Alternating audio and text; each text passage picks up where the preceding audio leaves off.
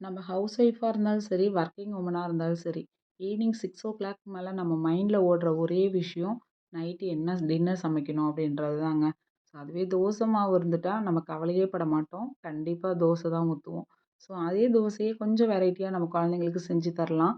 அப்படி ஒரு டிஷ் தாங்க. உண்மையிலேயே ரொம்ப சிம்பிள் டிஷ் தான். கண்டிப்பா ட்ரை பண்ணுங்க. சூப்பரா இருக்கும். ஒரு மிக்ஸி ஜார் எடுத்துக்கோங்க. 2டே 2 தக்காளி, 6, 7 பல்லு பூண்டு, கொஞ்சம் காஷ்மீரி மிளகாத்தூள். உங்ககிட்ட காஷ்மீரி மிளகா இருந்தா ஆட் பண்ணிக்கோங்க. என்கிட்ட இல்ல. அதனால நான் காஷ்மீரி மிளகாத்தூள் ஆட் பண்ணியிருக்கேன். இத நைஸா அரைச்சுக்கோங்க. நைஸா அரைச்சுட்டு வந்து நம்ம தோசை பேட்டரோட ஆட் பண்ணிக்கோங்க. ஆட் பண்ணிட்டு நல்லா மிக்ஸ் பண்ணிக்கோங்க. தோசை தவா வச்சு தோசை கல் ஹீட் ஆனோனே தோசைய எவ்வளோ மெல்லிசா ஊத்த முடியுமோ, அவ்வளோ மெல்லிசா ஊத்திக்கோங்க.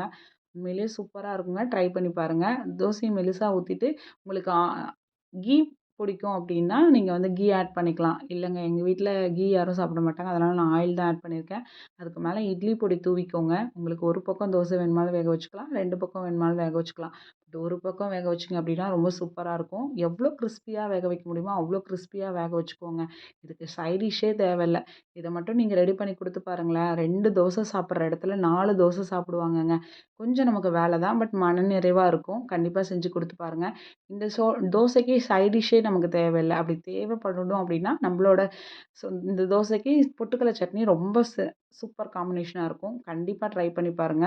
உங்களுக்கும் எல்லாத்துக்கும் பிடிக்கும். என்னோட சேனல் புடிச்சிருந்துச்சு அப்படின்னா, என்னோட வீடியோவுக்கு சப்போர்ட் பண்ணுங்க. என்னோட சேனல சப்ஸ்கிரைப் பண்ணுங்க. தேங்க்ஸ் ஃபார் வாட்சிங்.